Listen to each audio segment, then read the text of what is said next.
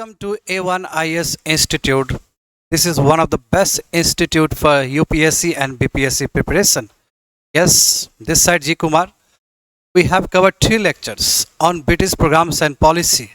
और इस क्लास में इस लेक्चर में हम लोग कवर करेंगे कुछ MCQs जिसमें से कुछ क्वेश्चंस BPSC में प्रीवियस ईयर्स में भी पूछे गए हैं और कुछ क्वेश्चंस इस इंस्टीट्यूट का अपना मॉडल क्वेश्चंस होगा। तो स्टार्ट करते हैं। MCQs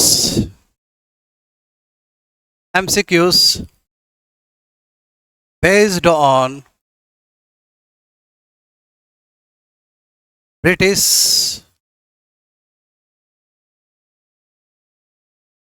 programs and policies।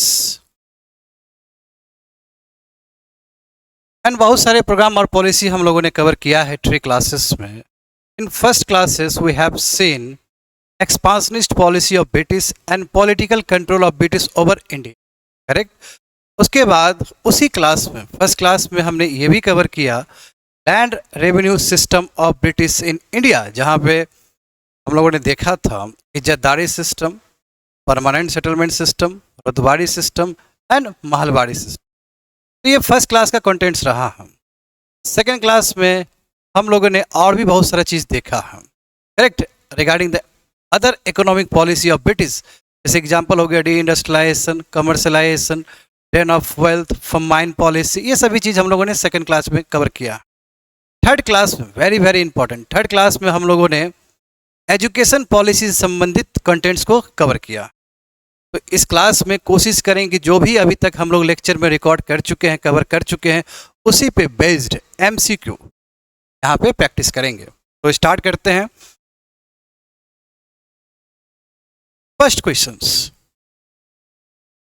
The permanent settlement was introduced in first option 1765, second option 1773, third option 1793 and last option 1813। तो इसका सही आंसर क्या होगा? But before that we have to understand Lord Cornwallis. Lord Cornwallis ने इस system को, Zamindari system that is permanent system को भारत में इंट्रोड्यूस किया था, ठीक है। यहाँ से अब जो ये लैंडलॉर्ड्स, जमींदार्स, जो लैंडलॉर्ड्स हैं, जो जमींदार्स हैं, ये बहुत ही प्रोमिनेंट रोल प्ले करेंगे, बहुत ही इंपॉर्टेंट रोल प्ले करेंगे इंडियन रेवेन्यू सिस्टम में। तो इसका करेक्ट आंसर क्या होगा? इसका करेक्ट आंसर होगा 1793। By whom? By Lord Cornwallis. और ये लॉर्ड कॉर्नवालिस का ये टेन्योर का ये लास्ट समय रहा है 1793। इसके बाद वेलेस्ली आ जाएंगे, करेक्ट। और ये कहाँ पे इंप्लीमेंट किया गया? फर्स्ट में, जहाँ पे पहले से इज्जतदारी सिस्टम चल रहा था by Warren Hastings. Warren Hasting ने जो इज्जतदारी सिस्टम कंटिन्यू किया है बिहार, बंगाल, उड़ीसा में, वहीं पे ये सिस्टम सबसे फर्स्ट लागू होता। समझ गए? क्या होगा? C for cat 1793। Second question, the Ryotwari system was first introduced in Bengal, Madras, Bombay and Awadh. तो before that we have to understand what is the Ryotwari system. तो रोतवाड़ी सिस्टम में 2 वर्ड्स हैं, लेक्चर में डिस्कस कर चुके हैं। रोत का मतलब होता है पीजेंट्स, रोत का मतलब होता है पीजेंट्स, कल्टीवेटर्स, एंड वारी का मतलब क्या है? सिस्टम। ऐसा सिस्टम जहाँ पे पीजेंट स्वयं ब्रिटिश ऑफिशियल को क्या करे? टैक्स दे, टैक्स डिपॉजिट करे, जहाँ पे कोई बीच में इंटरमीडिएटरीज का कोई भी रोल ना हो, इसमें कोई भी जमींदार का रोल नहीं है। सबसे फर्स्ट जो इंट्रोड्यूस किया था वो 12 महल रीजन में इंट्रोड्यूस किया था ब्रिटिश ने। 12 महल रीजन ऑफ मद्रास प्रेसिडेंसी। अभी यदि हम लोग बात करेंगे तो 12 महल रीजन अभी तमिलनाडु में है। कहाँ पे है? तमिलनाडु में है। और जो पर्सन थे जिन्होंने इंट्रोड्यूस किया था उनका नाम है अलेक्जेंडर रीड। क्या उनका नाम? Alexander read. तो अलेक्जेंडर रीड ने ये कॉन्सेप्ट, रोतवाड़ी सिस्टम का कॉन्सेप्ट इंट्रोड्यूस किया था 12 महल रीजन ऑफ मद्रास में। कब किया था? 1972 को, 1792 को किया। 1792। उस समय गवर्नर जनरल कौन थे? उस समय गवर्नर जनरल कर्नावलिस्ट थे, कर्नावलिस्ट। समझ गए? इसका करेक्ट आंसर क्या होगा? इसका करेक्ट आंसर होगा मद्रास। और बाद में जाके ये सिस्टम और विस्तार रूप लेगा और मद्रास प्रेसिडेंसी में, बॉम्बे प्रेसिडेंसी, वहां पे भी लागू किया जाएगा। Next question, which of the following is related to the Mahalwari system of land revenue? Revenue settlement with zamindars, revenue settlement with village community, revenue settlement with roads, that is the peasants, and none of the above. ये जो Mahalwari system है, Mahalwari system, Mahalwari, महल का मतलब होता है village community, village या फिर group of village, village और ग्रुप ऑफ विलेज। यानी कि ये जो महलवाड़ी सिस्टम है इसमें दोनों का ही ब्लेंडिंग है। इसमें परमानेंट सेटलमेंट का भी अंश देखने को मिलेगा, एलिमेंट देखने को मिलेगा, प्लस जो दूसरा सेटलमेंट है that is a Ryotwari settlement, Ryotwari system, उसका भी एलिमेंट देखने को मिलेगा आपको। इसमें विलेज क्या करेंगे? विलेज एक साथ आएंगे और पैसा इकट्ठा करेंगे और किसको देंगे? विलेज हेडमैन को देंगे। किसको देंगे? विलेज हेडमैन को देंगे, विलेज हेडमैन को देंगे। करेक्ट। और ये जो व्यवस्था है सबसे पहले किसी ने स्टार्ट किया महलवाड़ी सिस्टम, का नाम है होल्ड मैकेंजी। क्या उनका नाम? Holt Mackenzie. और कब इन्होंने इनिशिएट किया था? ये 1822 को उन्होंने इनिशिएट किया। कब किया था? 1822 को। और इस चीज को पूरी तरीके से जो फाइनलाइज किए हैं, जो पूरी तरीके से फाइनलाइज किए हैं, उनका नाम क्या है? William Bentinck. William Bentinck. कब किया है उन्होंने? 1833 में। तो इसका राइट आंसर क्या होगा? इसका राइट आंसर होगा B for ball, revenue settlement with village community via village headman, via village headman. B for ball. Next question, who introduce the Mahalwari system of land revenue in India? Mahalwari है जी, का answer मिल चुका होगा आप लोग को, है ना। फर्स्ट ऑप्शन है होल्ड मैकेंजी, सेकंड ऑप्शन है थॉमस मुनरो, थर्ड ऑप्शन है लॉर्ड कर्नावालिस एंड फोर्थ ऑप्शन है लॉर्ड वेलेस्ली। इसका करेक्ट आंसर क्या होगा? इसका करेक्ट आंसर होगा होल्ड मैकेंजी। और ये जो महलवाड़ी सिस्टम है, ये जो महलवाड़ी सिस्टम है, सबसे पहले एक्सपेरिमेंट किया गया था अवध रीजन में। कहाँ पे किया गया था? अवध रीजन में। स्टार्ट किसने किया था? होल्ड मैकेंजी ने। किसने किया था? होल्ड मैकेंजी ने। इसको फाइनलाइज किसने किया? इसको फाइनलाइज किया विलियम बेंटिक ने। कब किया? 1833 को किया। और पहली बार जो महलवाड़ी सेटलमेंट जो एक्सपेरिमेंट किया गया, वो जगह का नाम क्या है? अवध है। जगह का नाम क्या है? अवध है। और उसके बाद इसको विस्तार रूप दिया गया। और हम लोग देख सकते हैं अभी का जो यूपी है, उत्तर प्रदेश है, उत्तराखंड है, पंजाब, ये सभी रीजन में इसको इम्प्लीमेंट किया गया। तो नॉर्दर्न प्रोविंस देखेंगे, जैसे यूपी हो गया, करेक्ट, यहाँ पे भी इम्प्लीमेंट किया गया, दिल्ली में भी इम्प्लीमेंट किया गया जी, पंजाब में भी इम्प्लीमेंट किया गया इस सिस्टम को। समझ गए? हाँ, अभी के कह सकते हो central India that is MP में भी इसको इंट्रोड्यूस किया गया था, डेट इज महलवाड़ी सिस्टम, यहाँ पे विलेज कम्युनिटी खुद शामिल रहेंगे टैक्स डिपॉजिट करने के लिए। इसको ब्रिटिश ऑफिशियल्स को भाया विलेज हेडमैन।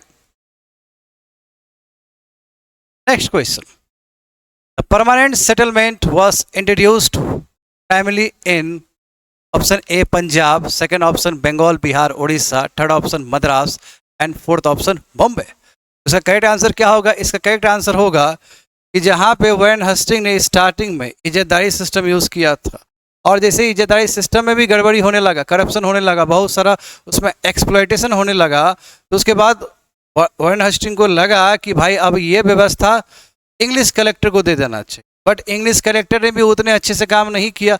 उसके बाद यही जगह है बंगाल, बिहार, उड़ीसा, यहीं पे परमानेंट सेटलमेंट को रिप्लेस किया गया। यानी कि जो पहले व्यवस्था चल रहा था इज्जतदारी वाला व्यवस्था या इंग्लिश कलेक्टर वाला व्यवस्था, उस चीज़ को हटा के परमानेंट सेटलमेंट इस रीजन में स्टार्ट किया गया। उसके बाद इस रीजन से और भी रीजन में इंप्लीमेंट किया गया, जैसे कुछ बेरार रीजन में भी किया, जो अभी विदर्भा रीजन ऑफ महाराष्ट्र में है, कुछ आसाम वाला एरिया में भी परमानेंट सेटलमेंट को इंट्रोड्यूस किया गया है। ठीक है, जब परमानेंट सेटलमेंट का बात होगा तो बस आप लोग याद कर लो 1793 और कर्नावालिस।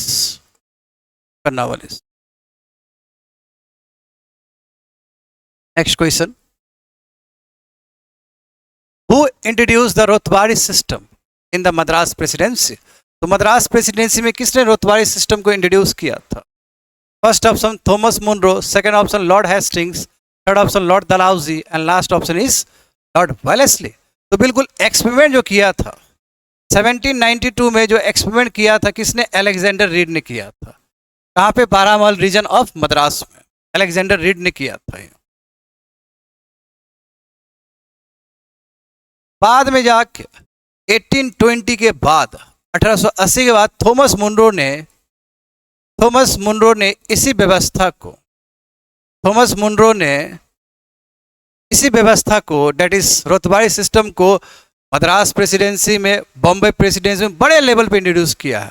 अच्छा, जब ये स्टार्टिंग था 1792, उस समय ये भी प्रोविजन था कि मान लीजिए फेमाइन आ गया, ड्रॉट आ गया, तो उस समय पीजेंट्स को राहत नहीं दिया जाता था। बट अब जो 1820 के बाद जो थॉमस मुनरो खुद ही लागू करेंगे, हाँ जाहिर सी बात है अलेक्जेंडर रीड भी रहेंगे उसके पीछे, तो थॉमस मुनरो जो यहाँ पे लागू करेंगे असर 1820 के बाद, इसमें रिलीफ का बात है। यानी कि पीजेंट्स, मान लीजिए कि ड्रॉट्स आए, करेक्ट, फेमाइन आए, तो उस समय पीजेंट्स को रिलीफ मिलेगा। तो इंट्रोड्यूस किसने किया था? थॉमस मुनरो ने किया था। कहाँ पे? मद्रास प्रेसिडेंसी में। कहाँ पे? मद्रास प्रेसिडेंसी में। कब किया था? 1820 onwards. Next question, which of the following industries suffered most due to British policy in 19th century? First option है शिप बिल्डिंग, सेकेंड ऑप्शन है cotton textile industry, third option है steel industry and last option है cement industry. तो जाहिर सी बात है आप लोग को पता चल गया होगा। देखिए, कभी भारत कॉटन टेक्सटाइल के लिए जाना जाता था। हमारा जो हैंडीक्राफ्ट इंडस्ट्री है बहुत ही मशहूर था यूरोप में, पूरे दुनिया में। बट ब्रिटिश ने क्या किया? हमारा अच्छा खासा मार्केट खत्म कर दिया और भारत क्या बन गया? एक मेयर रॉ मटेरियल कंट्री बन गया। और यहाँ से कॉटन लेगा और अपने कंट्री में, अपने यूरोप में, अपने इंग्लैंड में क्या बनाया? मशीन से बहुत बड़ा बड़ा कपड़ा बनाएगा, बहुत ज़्यादा कपड़ा बनाएगा और भारत को एक मार्केट के रूप में क्रिएट कर देगा। तो जो सबसे ज़्यादा असर पड़ा है किसी मार्केट को, ब्रिटिश का ये जो policy, economic policy 19th century में, तो सबसे ज़्यादा असर पड़ा है, तो वो सेक्टर है, वो इंडस्ट्री है कॉटन टेक्सटाइल इंडस्ट्री। समझ गए? और हाँ, यहाँ जरूर मैं एक चीज़ ऐड करना चाहूँगा, भारत में फर्स्ट जो कॉटन टेक्सटाइल इंडस्ट्री बना था, वो कहाँ बना था? कलकत्ता के आसपास बना था। कलकत्ता के आसपास बना था और पीरियड क्या है? 1818। ये भी बीपीएससी में क्वेश्चन पूछा गया है कि first cotton textile industry India में कब बना और कहाँ बना? कलकत्ता के आसपास बना है और 1818 में, 1818 में बना है। ठीक है, next question, commercialisation of agriculture in India under British rule led to first option increase in food crop production, second option development of self sufficient villages, third option increase in cash crop production and last option nationalisation of agricultural land. तो commercialisation of agriculture का मतलब क्या होता है? Commercialisation of agriculture का मतलब होता है कि जो भारत में अच्छा खासा जो फूड क्रॉप्स था, तो फूड क्रॉप्स वाला जो एरिया था उसको शिफ्ट कर दिया गया। यानी कि जो एक्रिएज एरिया है, फूड अंडर कल्टीवेशन, यानी कि एरिया अंडर कल्टीवेशन, इसको शिफ्ट कर दिया गया। Shifted towards what? Towards cash crops. Example, jute हो गया, टी हो गया, ओपियम हो गया, समझे? इसके लैंड क्या किया गया? जो पहले जहाँ पे धान उगते थे, हाँ, जहाँ पे गेहूँ उगाया जाता था, उसको पूरी तरीके से शिफ्ट कर दिया गया। उस लैंड को शिफ्ट कर दिया गया किसके प्रति? कैश क्रॉप्स के प्रति, ताकि इसका जो है अमाउंट जो है, इसका जो वैल्यू है बहुत ज़्यादा है इंटरनेशनल मार्केट में। तो इसके वजह से क्या होगा कि पूरा शोषण होगा पीजेंट्स का, समझ गए? और जो लैंड है, लैंड पूरी तरीके से डिग्रेडेड हो जाएगा, पूरी तरीके से डिस्ट्रॉयड हो जाएगा। तो करेक्ट आंसर क्या होगा इसका? करेक्ट आंसर होगा C for cat, increase in the crop cash crop production like jute, tea, opium etcetera. Next question, who is known for the drain of wealth theory in the Indian national movement? First option M G. Ranade, second option Dadabhai Naoroji, third option R C. Dutt and last option Bal Gangadhar Tilak, Bal Gangadhar Tilak. तो देखिए, drain of wealth, drain of wealth का मतलब होता है unilateral money या resources या capital Bharat से England की तरफ जा रहा है और इंग्लैंड से रिटर्न्स में कुछ नहीं मिल रहा है। That is the concept of drain of wealth. और ये जो कॉन्सेप्ट है सबसे फर्स्ट किसी ने लाया हिंदुस्तान में, तो उनका नाम है दादा भाई नारोजी। दादा भाई नारोजी ने अपने एक किताब में, बहुत ही फेमस किताब है जो कि 1901 में पब्लिश्ड हुआ था, इस किताब का नाम है poverty and un British rule in India. Poverty and un British rule in India, उस किताब में जो कि 1901 में पब्लिश्ड हुआ था, उस किताब में इन्होंने पहली बार ड्रेन ऑफ वेल्थ थ्योरी का जिक्र किया। इस वर्ड को भी उन्होंने कोइंड किया। इसके मुताबिक क्या है कि भारत से बहुत सारे पैसा इंग्लैंड की तरफ जा रहा है और उसके बदले में हमें मिल कुछ नहीं रहा है। जैसे होम चार्जेस हो गया, जो सैलरी है एसओएस का, जो सेक्रेटरी ऑफ स्टेट का जो सैलरी है, या फिर यहाँ जो मिलिट्री कमा के जो पैसा भेज रहे हैं इंग्लैंड की तरफ, या फिर जो गारंटी सिस्टम है रेलवे का 5% रिटर्न्स, ये सब पैसा क्या हो रहा है कि भारत से बाहर जा रहा है, इंग्लैंड में जा रहा है। ये कॉन्सेप्ट कौन लाए थे? दादा भाई नारोजी। और आप लोग जानते हो कि दादा भाई नारोजी मेंबर भी रहे हैं तो हाउस ऑफ कॉमन्स ब्रिटेन का, यहाँ का जैसे लोकसभा वहाँ का हाउस ऑफ कॉमन्स, उसके मेंबर भी रह चुके हैं दादा भाई नारोजी। ठीक है। और किस पार्टी से ये बिलोंग करते थे? लिबरल पार्टी से गए थे। किस पार्टी से? लिबरल पार्टी से गए थे। Next question, the famine commission of 1880 was presided over by Lord Lytton, sir Richard Strachey, Lord Ripon and sir John Lawrence. तो देखिए, फर्माइन पॉलिसी, ठीक है, पहली बार भारत में जो फर्माइन पॉलिसी बना है, फर्माइन पॉलिसी बना है भारत में, वो उसका नाम है कर्नल बियर्ड स्मिथ कमेटी।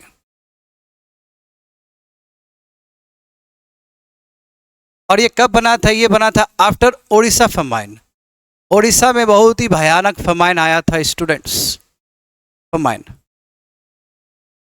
1866 को, 1866 को। तो उसके बाद जो फर्स्ट कमेटी, क्योंकि इससे पहले ये ओडिशा फैमाइन आने से पहले भी बहुत सारे फैमाइन भारत में आए हैं, बट ब्रिटिश का कोई खास ध्यान नहीं रहा फैमाइन पॉलिसी को लेके।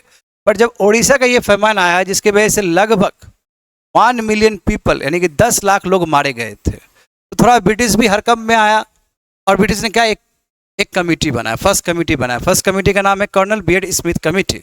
उसके बाद 1878 और 79 में और भी इससे भी बड़ा फैमाइन आया था। कहाँ पे? मद्रास रीजन में, बम्बई रीजन में, यहाँ पे, जिसके वजह से एक बहुत ही इंपॉर्टेंट कमेटी का गठन हुआ है under lord Lytton, that is sir Richard Strachey committee on famine policy. ये सबसे इंपॉर्टेंट इसलिए भी इंपॉर्टेंट है क्योंकि इसी कमेटी के रिकमेंडेशन की वजह से फर्माइन कोड बना है भारत में, फर्माइन कोड बना है। और ये फर्माइन कोड बहुत ही इंपॉर्टेंट है। इनफैक्ट अभी भी हम लोग एनडीआरएफ का जो भी मैकेनिज्म उसमें ये अभी भी यूज होता है। उस समय पीडीएस का व्यवस्था का बात किया गया था। इस कोड में कहा गया था कि एक फर्माइन रिलीफ फंड भी होना चाहिए और पब्लिक वर्क मिलते रहना चाहिए लोगों को यदि फर्माइन जैसा कंडीशन आए। और प्लस यदि एबंडेंस हो, यदि अनाज का कोई कमी नहीं तो कमी नहीं है तो उस समय अनाज को एक बफर स्टॉक के रूप में रख लिया जाए और कहीं पे यदि फर्माइन आता है तो उस जगह पे उस अनाज को डाइवर्ट किया जाए। समझ गए? तो very very important commission, that is sir Richard Strachey committee और commission. Next question, British introduced railways in India primarily to promote tourism, facilitate military and economic exploitation, see develop Indian industry, and last option that is connect religious center। अच्छा, British कुछ भी development किया, कुछ भी infrastructure बनाया हो, ऐसे तो रेलवे बहुत ही इंपॉर्टेंट इंफ्रास्ट्रक्चर रहा है ब्रिटिश का।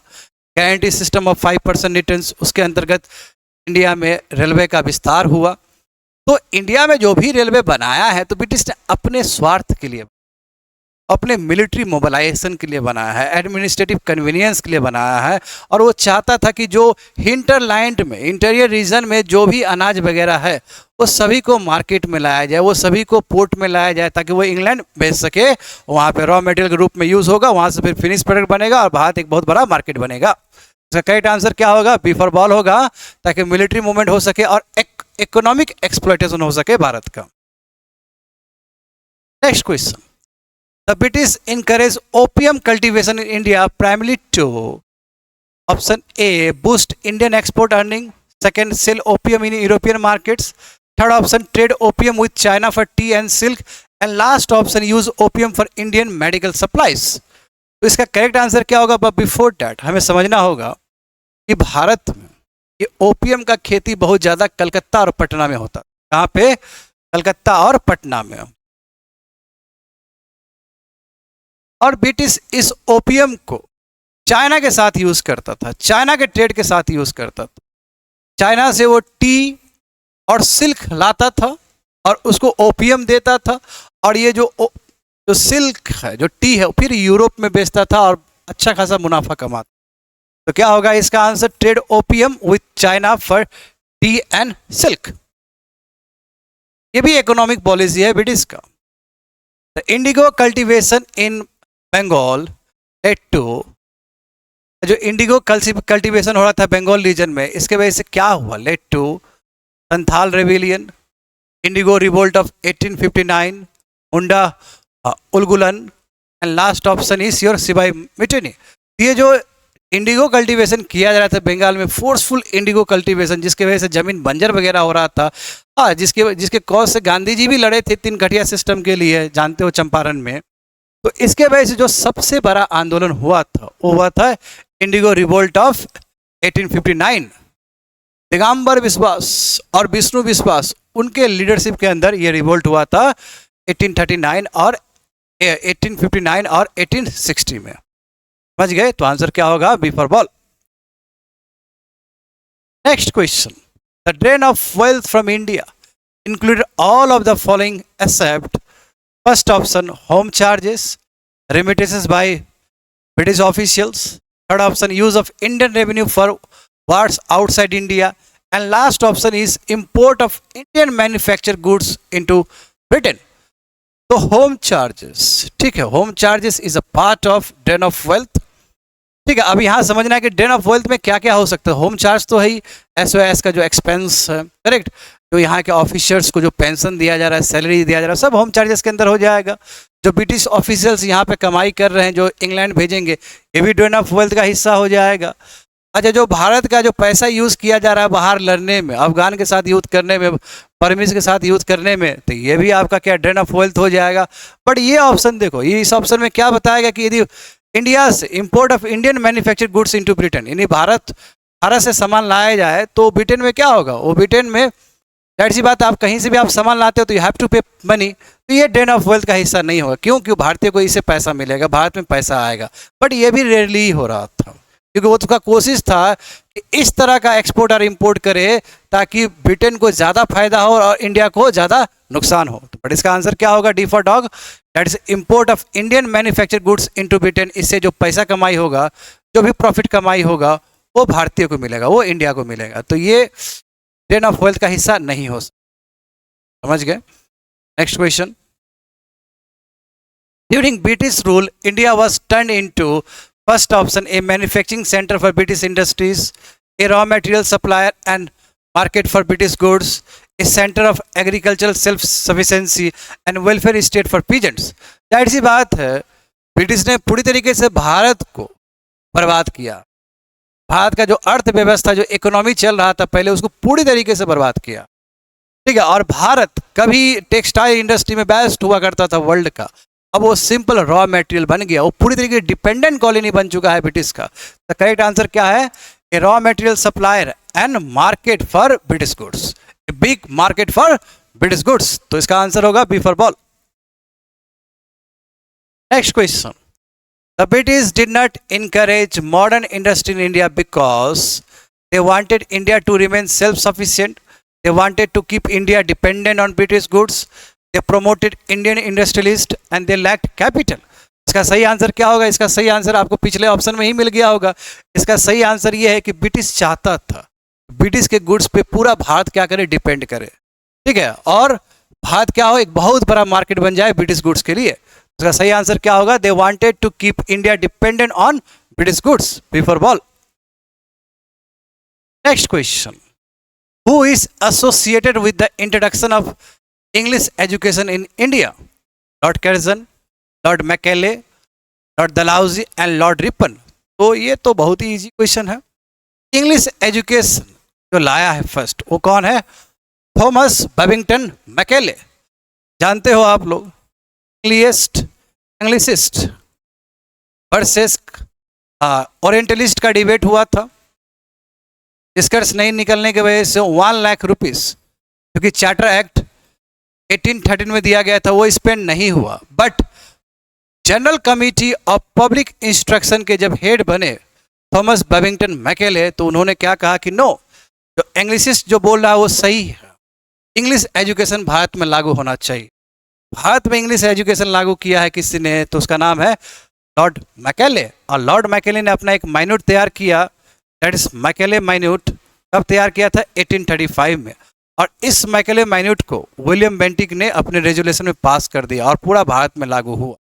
समझ गए? Western education in English medium. Next question, which educational dispatch is known as the Magna Carta of educational English education in India? Who dispatch of 1854, Macaulay Minute of 1835, Hunter Commission report of 1882 and last option Curzon educational policy of 1904। ये जो hood dispatch, बिल्कुल ये answer होगा। और आप लोग जानते हो ये इसको मैग्ना कार्टा कहा जाता है।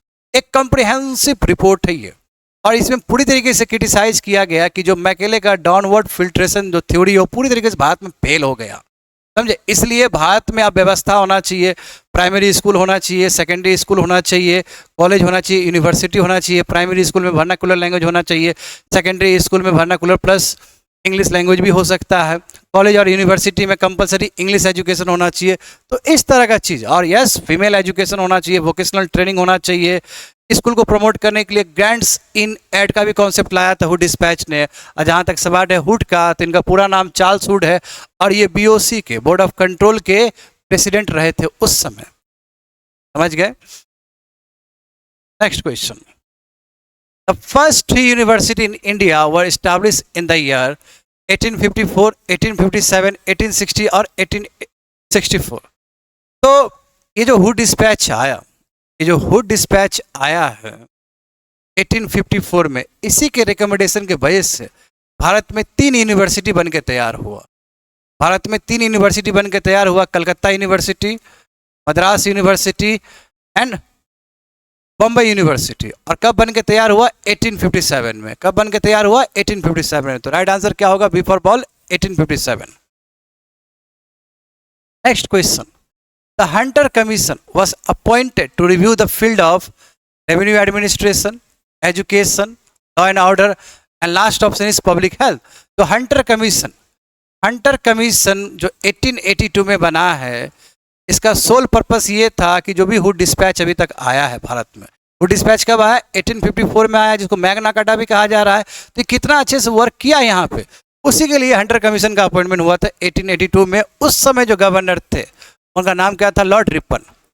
ठीक है, लॉर्ड रिपन, इनको बहुत ही अच्छे तरीके से याद कर सकते हैं हम लोग। इन्होंने बहुत ही ज़्यादा इंडियन इंटरेस्ट में काम किया।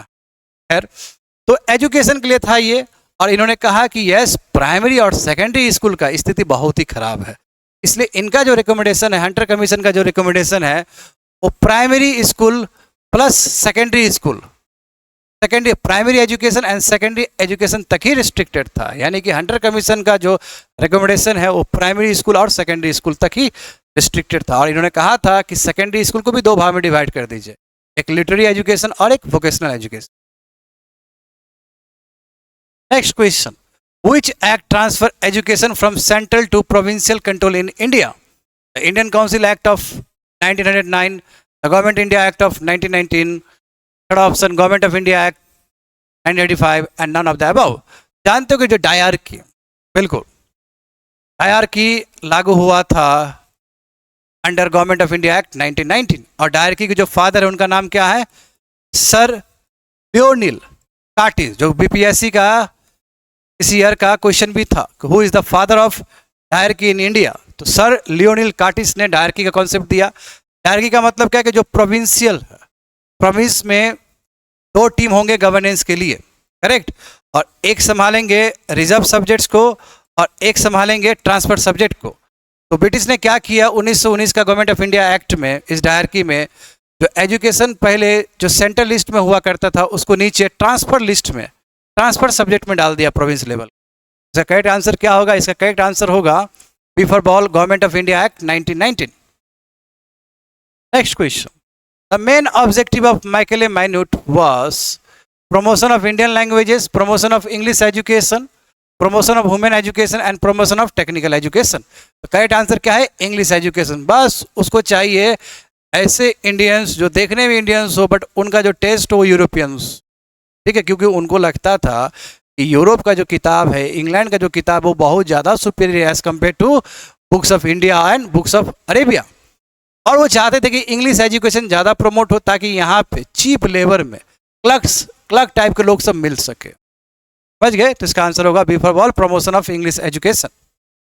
Next question, the Wood dispatch of 1854 recommended the establishment of university in Calcutta, Bombay and Madras, Bombay Madras and Delhi, Calcutta Allahabad and Madras, and Patna Mumbai and Patna Mumbai and Madras. इसका क्या होगा? इसका राइट आंसर होगा कलकत्ता, बॉम्बे एंड मद्रास। बिल्कुल, हुड डिस्पैच की रिकमेंडेशन के बेस बाय इन 1857 तीन यूनिवर्सिटी भारत में बन के तैयार हुआ। कहाँ कहाँ पे? कलकत्ता, बॉम्बे और Madras, as Calcutta university, Bombay university and Madras university.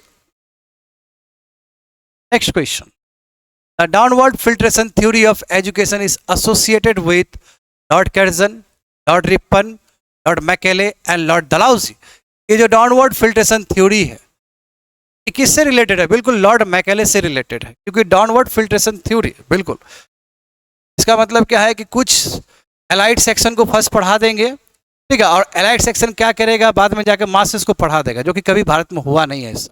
But इसका फाउंडर है, जो प्रोपाउंडर है, जिसने स्टार्ट किया इस चीज़ को, उनका नाम क्या है? Lord Macaulay. और बिल्कुल विलियम बेंटी के रेजुलेशन में, 1835 के रेजुलेशन में डाउनवर्ड फिल्ट्रेशन थ्योरी को एक्सेप्ट किया गया और भारत में लागू किया गया। बट भारत में ये पूरी तरीके से फेल कर गया। तो जब चार्ल्स हुड डिस्पैच आएगा तो इस बात को रखेगा कि यस, ये जो डाउनवर्ड फिल्ट्रेशन थ्योरी है पूरी तरीके से फेल हो गया, अब भारत में पूरी तरीके से मास एजुकेशन फैलाना होगा। The last question of today's session, that is the primary aim of the Indian university act of 1904 was provide autonomy to Indian university, encourage private funding of education, curb the freedom of university and bring them under government control, and last option is promote vernacular education। Before that देखिए, जो Indian university act बना है 1909 में, उस समय कौन थे general? उस समय जो गवर्नर जनरल ऑफ इंडिया जो थे, यानी कि वाइसरॉय जो थे, उनका नाम था Lord Curzon. But Lord Curzon ने इससे पहले एक कमीशन बनाया था, उस कमीशन का नाम है रेले कमीशन। क्या है उसका नाम? रेले कमीशन। रेले कमीशन भारत का फर्स्ट यूनिवर्सिटी कमीशन है, यानी कि ये कमीशन है जो कि यूनिवर्सिटी का स्टैंडर्ड को चेक करने के लिए बना था। तो इस कमीशन में ये कहा गया कि यूनिवर्सिटी केवल 5 यूनिवर्सिटी है। 5 यूनिवर्सिटी का मतलब कलकत्ता यूनिवर्सिटी, मद्रास यूनिवर्सिटी है ना, Calcutta university, Madras university, Bombay university, Punjab university और इलाहाबाद यूनिवर्सिटी, यानी कि 1900 तक केवल 5 ही यूनिवर्सिटी था। बट नंबर ऑफ कॉलेजेस बढ़ रहा है, तो इसलिए रेले कमीशन ने कहा था कि ये गलत तरीका है, कॉलेजेस बढ़ रहा है, उसका क्वालिटी डिट्रॉइट हो रहा है, ठीक है। इसी रेले कमीशन के रिकमेंडेशंस ये इंडियन यूनिवर्सिटी एक्ट पास हुआ अंडर लॉर्ड कर्जन।